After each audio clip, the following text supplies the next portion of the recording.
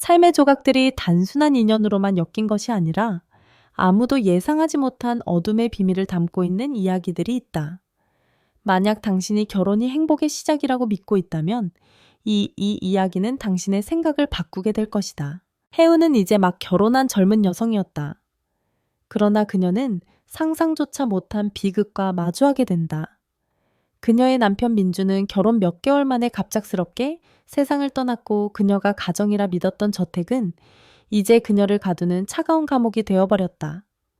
시댁 식구들의 냉정한 시선과 날카로운 말들은 그녀의 가슴을 베어냈다. 그녀는 계속해서 스스로에게 물었다. 민주는 도대체 어떻게 죽은 것일까? 왜 시댁은 그녀를 이렇게 멀리하려고 할까?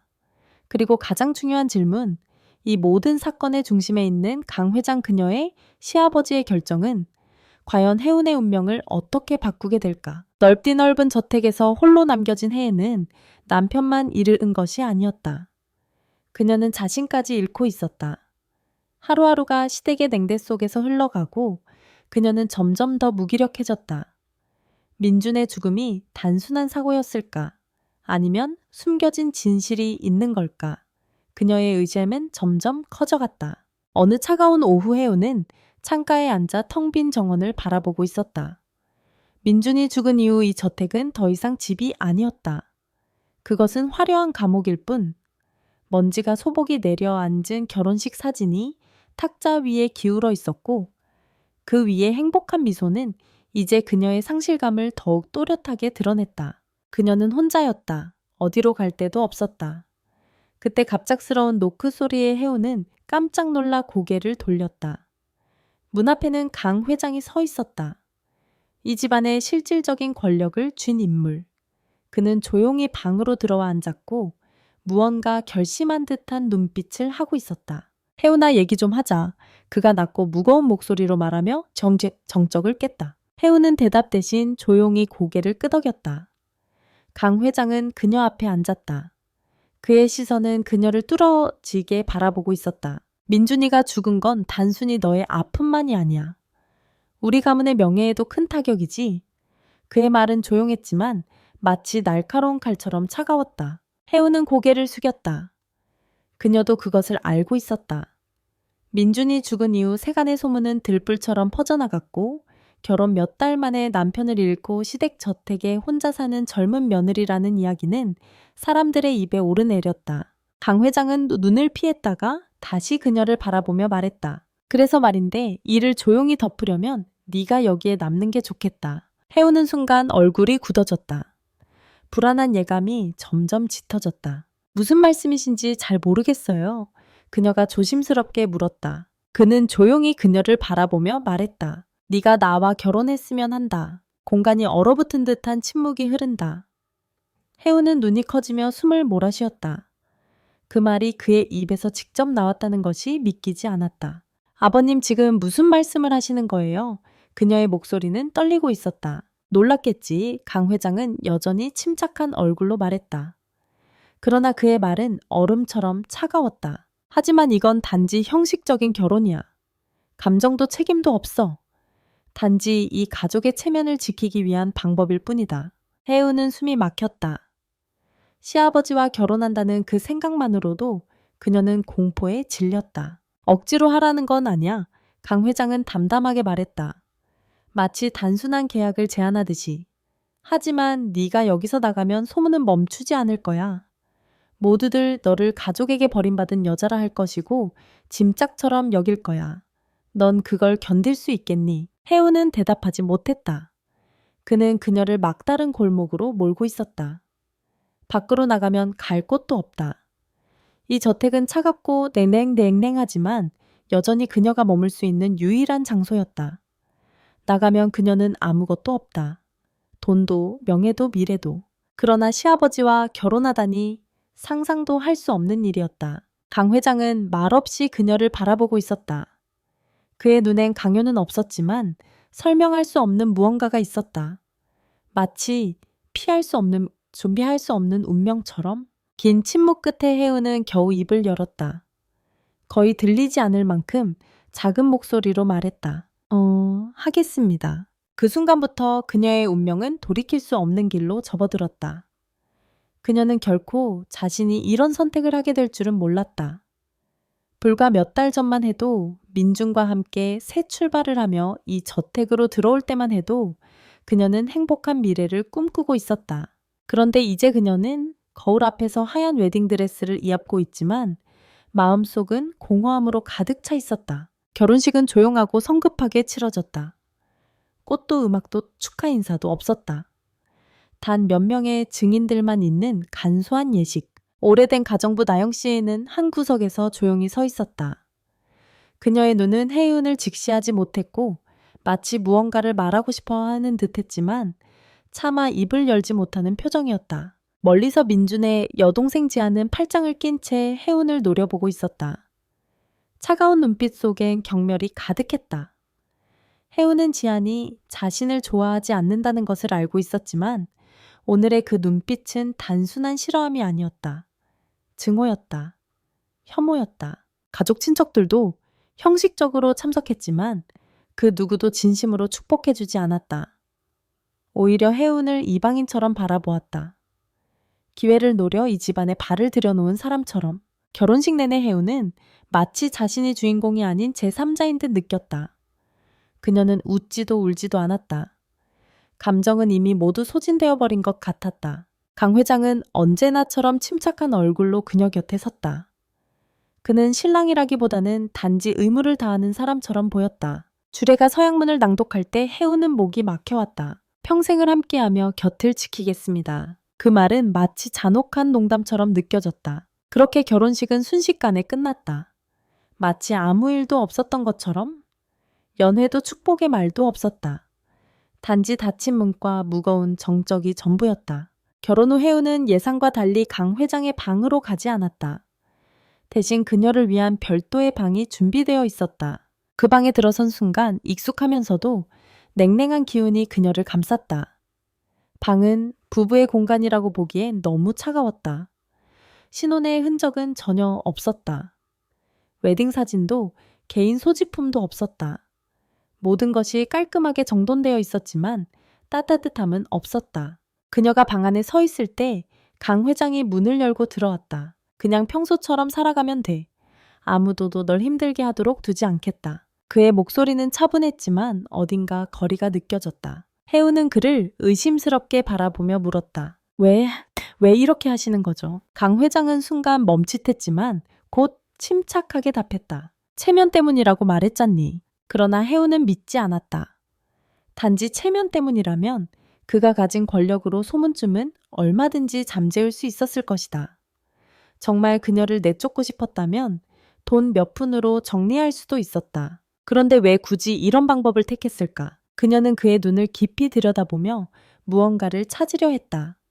하지만 그의 눈은 고요하고 읽히지 않았다. 혜우는 속으로 갈등했지만 지금 자신이 들어온 이 게임의 법칙조차 아직 명확하지 않다는 걸 느꼈다. 그리고 그 법칙을 만든 자는 강 회장이라는 사실도. 결혼식 이후의 삶은 너무도 조용하고 무미건조했다. 혜우는 이제 강 회장의 아내가 되었지만 그들의 관계에는 어떤 친밀함도 없었다. 강 회장은 여전히 일정한 거리를 두었고 언제나처럼 절제된 태도를 유지했다. 나영 씨 집안에서 오랫동안 일한 가정부는 혜운에게 무언가 말하고 싶어하는 듯했지만 언제나 망설이는 듯 보였다. 지아는 여전히 냉소적인 태도를 보였고 혜운을 볼 때마다 날카로운 시선으로 바라보았다. 마치 그녀를 칼로 찌르는 듯한 눈빛이었다. 혜운은 점점 더 강한 의심을 품게 되었다. 이 저택 어딘가에는 분명히 무언가 감춰져 있는 것이 분명했다. 어느 날 아침 혜운은 강 회장의 서재를 청소해 보기로 결심했다. 그곳은 그녀가 한 번도 들어가 본 적 없는 곳이었다. 서재는 위험이 느껴지는 공간이었다. 커다란 책장이 벽을 따라 늘어서 있고 반들반들한 검은 나무 책상과 익숙한 가죽 의자가 중심에 놓여 있었다. 혜우는 조심스럽게 구석구석을 닦으며 책상 위에 서류들을 정리했다. 그러다 책장 구석에서 작은 나무 상자가 눈에 들어왔다. 오래되어 보이는 그 상자는 두꺼운 책들 뒤에 숨겨져 있었다. 그녀는 망설임 끝에 그것을 꺼냈고 불길한 예감이 밀려왔다. 상자는 자물쇠로 잠겨 있었지만 복잡한 구조는 아니었다. 해우는 강 회장이 책상에 두고 다니는 예비 열쇠를 사용해 보았다. 딸깍 하는 소리와 함께 자물쇠가 풀렸다. 심장이 미친 듯이 뛰었다. 상자 안에는 오래된 민준의 사진들 빛바랜 수첩, 그리고 빨간 펜으로 표시된 편지 한 통이 들어 있었다. 그녀의 손이 떨리기 시작했다. 편지를 열어 읽기 시작하자 그녀의 뇌리에 하나하나 글자가 파고들었다. 민준은 사고로 죽은 게 아니야. 누군가 계획적으로 그를 죽였다. 해운의 심장이 멈출 듯이 뛰기 시작했다. 그녀는 수첩을 펼쳐 빠르게 페이지를 넘겼다. 메모들은 산만했지만 거기에는 분명 의심스러운 이름들과 번호들이 밑줄 쳐진 채 정리되어 있었다. 그리고 또 다른 문장이 그녀를 얼어붙게 했다. 나는 의심하고 있지만 아직 증거가 없다. 해우는 자리에 주저앉았다. 지금까지 민준의 죽음은 단순한 교통사고로 알려졌지만 만약 그게 사고가 아니라 살인이라면 그렇다면 도대체 누가 그런 짓을 계획한 걸까? 그리고 더 중요한 질문, 왜 강 회장은 이런 것들을 가지고 있으면서도 지금껏 아무 말도 하지 않았을까? 그 순간 서재의 박복도에서 발소리가 들렸다. 해우는 깜짝 놀라 서둘러 상자를 다시 책장 속에 감추고 의자에 앉았다. 몇 초 뒤 서재 문이 열렸고 지안이 들어섰다. 그녀는 차가운 눈빛으로 해운을 바라보며 물었다. 우리 아빠 서재에서 뭐 하세요? 목소리는 크지 않았지만 분명히 경계심이 깃들어 있었다. 해운은 침착하게 냈다. 답했다. 청소하려고요. 지아는 방안을 쓱 둘러보며 말했다. 청소 아니면 뒤지는 거. 해운은 가슴이 철렁 내려앉았지만 태연한 척하며 말청하며 말했다. 아버님이 부탁하셔서요.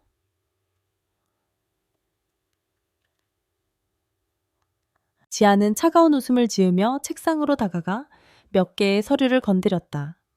그러곤 해운을 돌아보며 말했다. 내가 언니라면 너무 호기심 갖지 않을 거예요. 그 말은 분명한 경고였다. 해운은 치맛자락을 꽉 쥐었다. 지아는 뭔가 알고 있었다. 그리고 어쩌면 그녀가 민준의 죽음과도 관련이 있을지 모른다.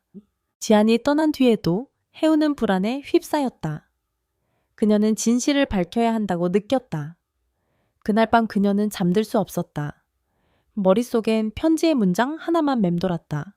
민준은 사고로 죽은 게 아니야. 누군가 계획적으로 그를 죽였다. 그녀는 이 진실을 외면할 수 없었다. 한밤중, 저택이 조용히 잠든 시간, 그녀는 복도에서 미세한 발소리를 들었다. 누군가 밤중에 움직이고 있었다. 그 발소리는 조심스럽고 무겁게 울렸다. 해우는 조용히 침대에서 일어나 방문을 열고 벽에 몸을 숨긴 채 복도를 바라보았다. 희미한 조명 아래 누군가가 조용히 걷고 있었다. 그 사람은 다름 아닌 지안이었다. 지안은 어두운 색의 잠옷을 입고 긴 머리를 늘어뜨린 채 서재 쪽으로 향하고 있었다. 그녀의 발걸음은 마치 누군가에게 들키고 싶지 않은 사람처럼 조심스러웠다. 해우는 벽 뒤에 몸을 숨긴 채 그녀를 지켜보았다. 지안은 주위를 둘러보더니 조용히 문을 열고 서재 안으로 들어갔다. 그녀는 손을 움켜쥐었다. 지안이 이 시간에 서재에 들어간 이유는 무엇일까? 그녀 역시 뭔가를 찾고 있는 것일까? 해우는 어둠 속에서 조용히 기다렸다. 몇 분 후 지안은 서재에서 조용히 걸어 나왔고 문을 닫으며 아무 일도 없었다는 듯 복도를 지나갔다. 하지만 해우는 분명히 느낄 수 있었다. 그녀의 눈빛에는 긴장과 두려움, 그리고 무언가 감추고 있는 기색이 서려 있었다. 다음 날 아침 해우는 주방으로 내려가 물을 마시려 했다. 나영 씨는 조용히 청소 중이었지만 해운을 보자마자 깜짝 놀라 손에 든 수건을 떨어뜨렸다. 해운은 조심스럽게 그녀에게 다가가 물었다. 나영 씨 집 민준에게 무슨 일이 있었는지 알고 계세요? 나영 씨의 몸이 굳어졌다.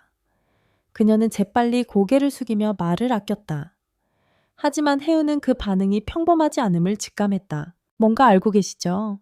민준의 죽음이 단순한 사고가 아니었다면요? 조용한 주방에 긴장감이 감돌았다.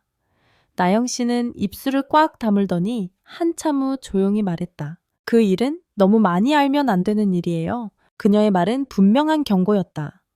하지만 해우는 더 이상 물러설 수 없었다. 저는 진실을 알아야 해요. 민주는 제 남편이었어요. 나영 씨는 한숨을 쉬며 잠시 눈을 감았다. 그리고 낮은 목소리로 속삭이듯 말했다. 가끔은 진실이 행복보다 무서울 수도 있어요. 그녀의 눈빛에는 두려움이 가득했다. 혜우는 알 수 있었다. 나영 씨는 무언가를 알고 있었다. 그리고 그걸 감추고 있었다. 그날 밤 혜우는 잠들 수 없었다.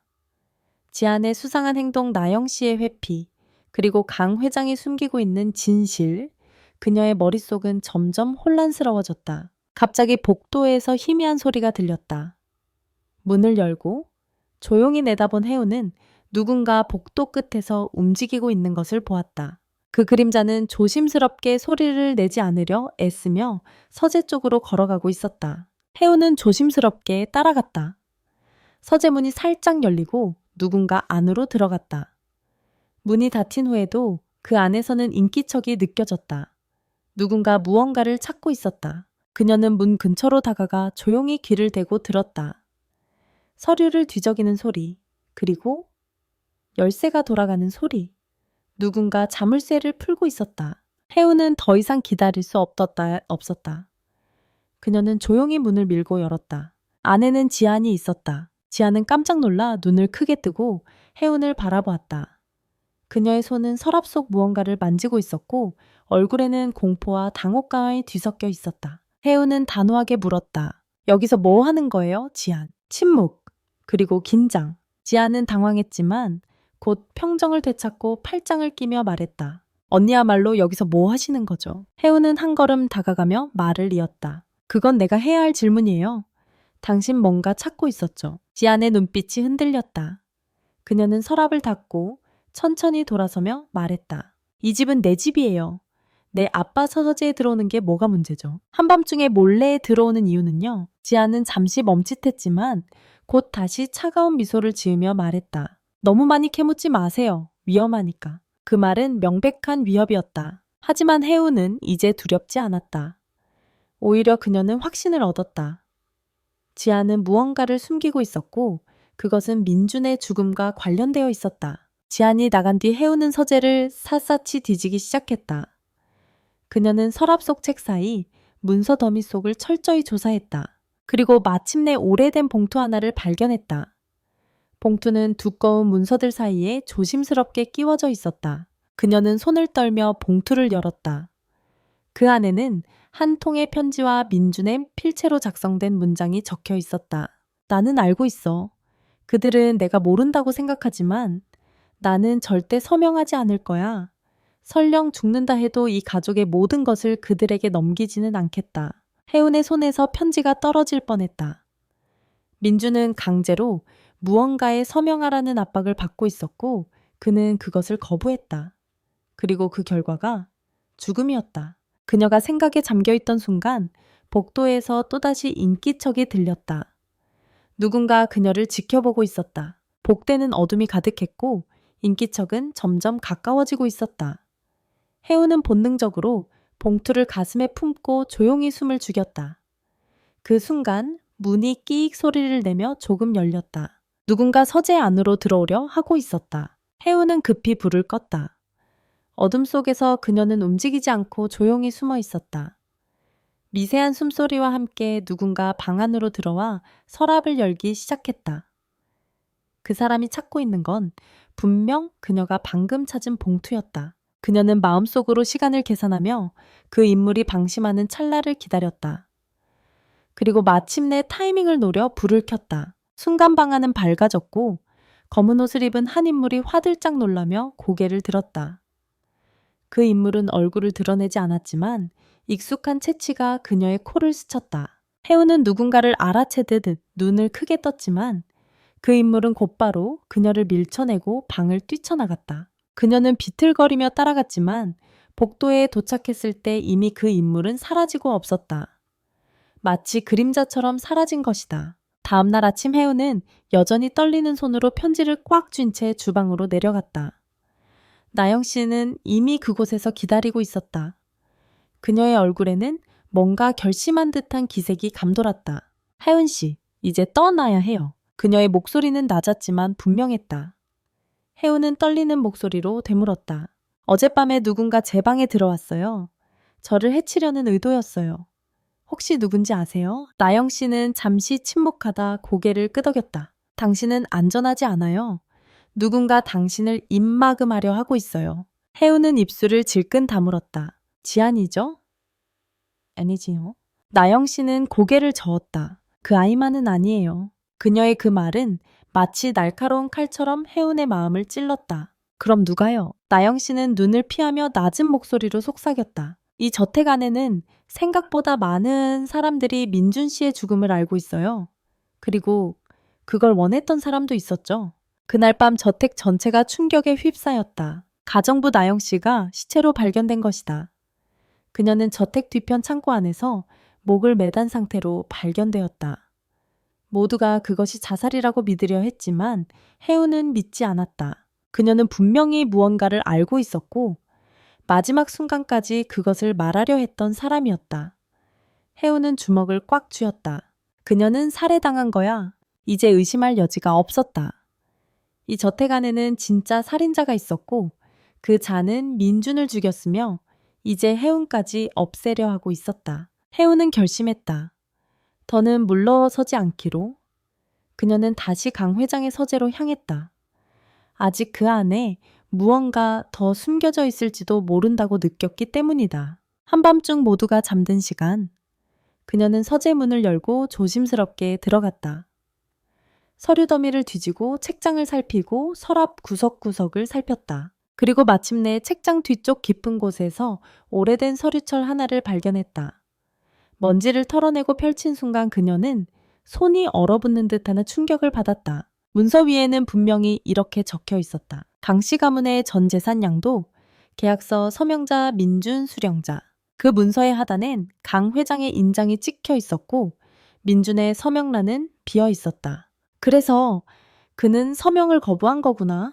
그래서 그녀가 문서를 손에 든 순간 문이 벌컥 열렸다. 문 앞에 서 있는 사람은 지안이었다. 그녀의 눈은 분노로 이글거리고 있었고 입가에는 냉소적인 웃음이 떠올라 있었다. 그건 네가 건드릴 게 아니야. 혜우는 문서를 손에 든 채 몸을 굳혔다.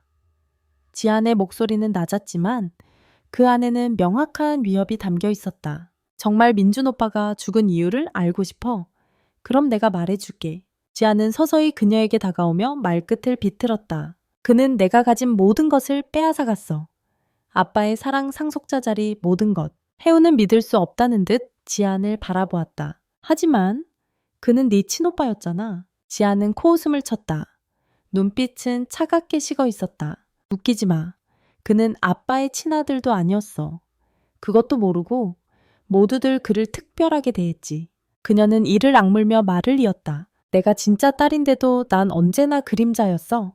혜우는 숨이 멎을 듯한 충격에 휩싸였다. 내가 민준을 죽였다는 거야. 지안은 한 걸음 다가와 속삭이듯 말했다. 내가 직접 손댄 건 아니야. 하지만 그가 사라지길 바랐고 결국 그렇게 됐지. 그 순간 혜은의 머릿속에서 모든 퍼즐 조각이 맞춰지기 시작했다. 그리고 이 문서. 네가 민준에게 서명을 강요했던 거야. 그는 거부했고 그래서 죽은 거야. 지안의 눈빛이 흔들렸다. 그건 필요했던 절차였을 뿐이야.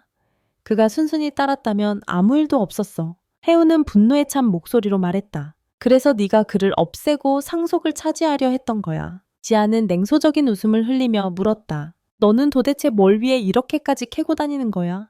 민주는 돌아오지 않아. 혜우는 문서를 가슴에 껴안으며 말했다. 그가 돌아오지 않는 건 알아. 하지만 진실은 묻히면 안 돼. 그 순간 복도에서 또 다른 발자국 소리가 들려왔다. 지안이 고개를 돌렸고 서재 문이 다시 열렸다. 이번엔 강 회장이었다. 그는 조용히 방 안으로 들어와 혜운과 지안을 번갈아 바라보았다. 지안, 그만해. 지안은 놀란 듯 아버지를 바라보았다. 아빠가 왜 여기에? 강 회장은 무겁게 걸어와 지안과 맨산타이스 검의 지어머니 지안과 하운 사이에 섰다. 이제는 모두 끝내야 할 때야. 지안은 고개를 저으며 뒤로 물러섰다. 설마 아빠가 나한테 총을 겨누진 않겠지. 그녀는 비웃으며 말했다. 내가 한 모든 일 아빠도 알고 있었잖아. 나 혼자 한 게 아니야. 혜우는 강 회장을 바라보았다. 그의 눈엔 고통과 슬픔이 가득 차 있었다. 그는 느릿하게 말했다. 맞아. 나도 알고 있었지. 하지만 난 멈췄어야 했어. 드여친이 멈춰야 했어. 민준이를 먼저 했어. 지아는 피식 웃었다. 제 쇼가 땐다. 지켜 웃기지 마. 당신은 민준을 버렸어. 그가 네 친아들이 아니라는 사실이 드러날까봐 두려웠던 거잖아. 그 말에 강 회장은 고개를 숙였다. 해우는 입술을 깨물며 문서를 손에 꽉 쥐었다. 당신은 그가 죽을 거란 걸 알고 있었죠. 그런데도 아무것도 하지 않았어요. 강 회장은 깊은 숨을 내쉬며 말했다. 나는 그를 지키기엔 너무 늦었다고 생각했다. 그리고 지안에게도 지켜야 할 것이 있었지. 지안은 그 말을 듣고 미소를 지었다.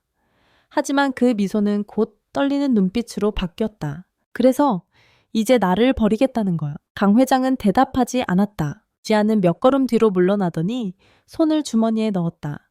그 순간 총성이 울렸다. 방안이 흔들렸다. 타이 흔들렸다. 해운은 비명을 지르며 몸을 움츠렸다. 그러나 쓰러진 건 해운이 아니라 지안이었다. 그녀의 어깨에서 피가 뿜어져 나왔고 그녀는 무너져 내렸다. 총을 쥐고 선 사람은 강 회장이었다. 지아는 바닥에 쓰러져 어깨를 움켜쥔 채 고통스럽게 신음했다. 새하얀 잠옷은 붉은 피로 물들었고 그녀의 얼굴엔 충격과 배신감이 교차했다. 왜 아빠가? 그녀의 목소리는 떨렸고 눈엔 눈물이 맺혔다. 지었다. 그러나 그것은 슬픔이 아니라 분노였다. 강 회장은 총을 내려놓고 조용히 숨을 몰아쉬었다. 그의 눈빛에는 깊은 절망과 후회가 담겨 있었다. 너는 너무 멀리 갔다 지아나. 그의 목소리는 낮고 무거웠다. 해우는 충격에 말을 잇지 못한 채 그 장면을 지켜보고 있었다. 지안의 눈빛은 점점 흐려졌고 그녀는 이를 악물며 말했다. 거짓말이야. 아빠는 항상 나를 지켜준다 했잖아. 그런데 이제 와서 날 배신해. 강 회장은 대답하지 않았다. 그는 그녀를 향해 다가가 무릎을 꿇고 피에 젖은 손을 조심스레 잡았다. 내가 너를 이렇게 만든 거야. 이 모든 게 내 탓이다. 지아는 아버지를 바라보며 중얼거렸다. 아빠가 그렇게 가르쳤잖아. 가문을 지키려면 어떤 수단도 괜찮다고. 그녀의 눈에 맺힌 눈물이 뺨을 타고 흘러내렸다. 해우는 그들의 대화를 듣고서야 이 비극의 뿌리가 얼마나 깊은지 깨달았다. 단지 한 사람의 탐욕 때문이 아니었다.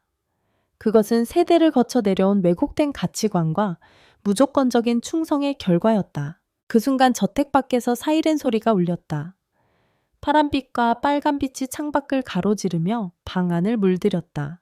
경찰이었다. 누군가 신고한 것이다. 곧이어 서재 문이 열리고 무장한 경찰관들이 들어왔다. 그들은 총을 든 강 회장을 보자 경고했다. 무기를 내려놓으세요 즉시. 강 회장은 천천히 손을 들고 총을 바닥에 내려놓았다. 그의 눈엔 아무런 저항도 없었다. 오히려 모든 것을 내려놓은 자의 체념만이 남아 있었다. 2명의 경찰이 달려와 강 회장을 제압하고 수갑을 채웠다. 그는 아무 말도 하지 않고 고개를 숙인 채 끌려나갔다. 다른 경찰들은 피를 흘리는 지안에게 다가가 응급처치를 시도했다. 그녀는 미약하게 숨을 쉬고 있었지만 의식은 점점 흐려지고 있었다. 해우는 구석에서 멍하니 그 모든 장면을 지켜보았다. 그녀의 손에는 여전히 민준의 유언이 담긴 편지와 계약서가 들려 있었다. 모든 것이 끝난 듯 보였다. 사흘 후 해우는 조용히 저택을 떠났다. 그녀는 뒤를 돌아보지 않았다. 그곳은 더 이상 그녀의 집이 아니었다. 아니, 애초에 집이라고 부르기엔 너무 많은 죽음과 비밀이 서려 있었다. 민주는 세상을 떠났고 지아는 병원에 입원한 채 조사를 받았다. 강 회장은 살인교사 및 증거은닉 혐의로 체포되었고 모든 재산은 동결되었다. 모든 것이 무너졌다. 무너졌다. 하지만 해우는 살아남았다. 1년 후 해우는 이제 전혀 다른 도시의 조용한 골목에서 작은 제과점을 운영하고 있었다. 이곳은 아무도 그녀의 과거를 알지 못하는 곳이었다. 매일 아침 빵을 굽고 설탕과 밀가루로 하루를 보내며 그녀는 새로운 삶을 살아가고 있었다. 음모도 거짓도 죽음도 없는 세상. 단지 따뜻한 오븐의 열기와 진심 어린 미소만이 존재하는 곳. 그녀는 마침내 평화를 되찾은 것 같았다. 적어도 그렇게 믿고 싶었다. 어느 늦은 저녁 가게를 정리하던 해우는 문 너머에서 딸랑 하는 종소리를 들었다. 그녀는 습관처럼 어서 오세요 라고 말하며 고개를 들었고 그 순간 온몸이 얼어붙었다. 가게 문 앞에 서 있는 남자는 어디선가 본 듯한 낯선 얼굴이었다. 하지만 그의 눈빛, 걸음걸이, 그리고 분위기, 모든 것이 익숙했다. 그는 조용히 카운터에 다가와 작은 봉투 하나를 올려놓았다. 이건 민준 씨가 당신에게 남긴 겁니다. 그의 목소리는 낮고 차분했지만 왠지 모르게 울림이 있었다. 해우는 손이 떨리는 것을 느끼며 봉투를 바라보았다. 그 사람은 이미... 그 남자는 고개를 끄덕였다. 맞습니다. 그가 죽기 전에 저에게 부탁한 겁니다. 모든 일이 끝났을 때 그녀에게 이걸 전해달라고. 그는 더 이상 말하지 않았다. 단지 조용히 인사하듯 고개를 숙이고 다시 문을 열고 밤속으로 사라졌다. 그 순간 해우는 무언가가 터져나올 것 같은 감정의 파도를 느꼈다. 그녀는 조심스럽게 봉투를 들고 자그마한 조명 아래에서 그것을 열었다. 안에는 한 장의 편지가 있었다. 민준의 익숙한 필체. 그녀는 천천히, 아주 천천히 그 글을 읽기 시작했다. 혜훈아, 이 편지를 네가 읽고 있다면 난 이제 너의 곁에 없겠지. 미안해. 미안하다는 말밖에 할 수 없어. 내가 이 집안의 비밀을 알게 된 순간부터 모든 것이 변했어. 처음엔 단순한 의심이었지만 곧 확신이 되었고 그때부터 나는 선택해야 했어. 나를 지킬 것인가? 아니면 너를 지킬 것인가? 나는 너를 선택했어. 이 편지에 모든 걸 담을 수는 없어. 왜냐면 그 모든 진실은 아마도 너에게 너무 큰 짐이 될지도 모르니까. 하지만 한 가지만 기억해줘. 절대 아무도 완전히 믿지 마. 그리고 언젠가 네가 모든 것을 알게 된다면 제발 거기서 멈춰. 너 자신을 그 어둠 속에 두지 말고 나가. 내 삶을 살아. 너만의 빛을 찾아. 언제나 내 행복을 바랄게. 내가 너를 얼마나 사랑했는지 부디 기억해줘. 리토켜하이팅. 민준. 해우는 편지를 천천히 접었다. 손끝이 떨리고 있었지만 눈물은 흘러내리지 않았다. 그녀는 이미 너무 많이 울었고 이제는 더 이상 울지 않기로 결심했었다. 하지만 마음속 깊은 곳에서 무언가가 터져나왔다. 민주는 처음부터 모든 것을 알고 있었다. 그리고 그녀를 이 지옥 같은 저택에서 꺼내기 위해 스스로를 희생한 것이었다. 그녀는 오래된 나무 상자 하나를 꺼내 편지를 조심스레 넣고 뚜껑을 닫았다. 그리고 속으로 중얼거렸다. 고마워요, 민준 씨. 당신이 남긴 삶, 이제는 제가 살아갈게요. 창밖에는 평화로운 밤이 펼쳐져 있었다. 제과점 앞에는 밝은 가로등 불빛이 내려앉고 있었고 창문 너머로는 따뜻한 빵 냄새가 흘러나오고 있었다. 그녀는 천천히 웃음을 지었다. 언제 마지막으로 웃었는지조차 기억나지 않지만 지금 그 웃음은 아주 진심이었다. 다음 날 아침, 햇살이 골목길을 따스하게 비추고 제과점 창문을 넘어 아침 냄새가 퍼졌다. 해우는 앞치마를 메고 문 앞에 섰다. 그녀의 눈에는 더 이상 두려움도 슬픔도 없었다.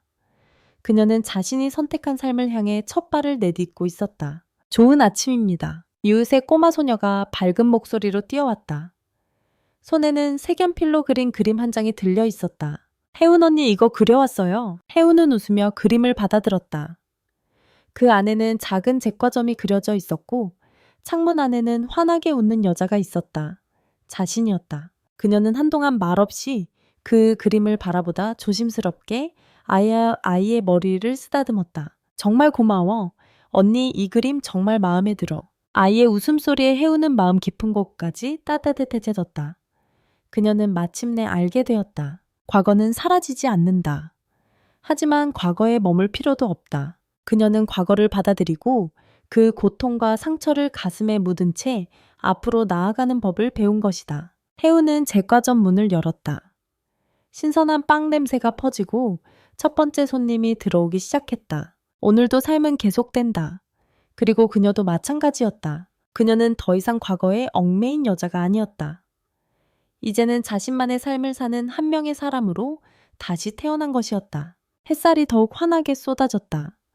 그녀는 속으로 다짐했다. 민준 씨, 당신의 목까지 제가 살아갈게요. 그리고 2번 다시 누구에게도 제 삶을 빼앗기지 않을 거예요. 이 이야기가 마음에 드셨다면 채널 노년의 이야기를 구독하고 응원해주세요. 감사합니다.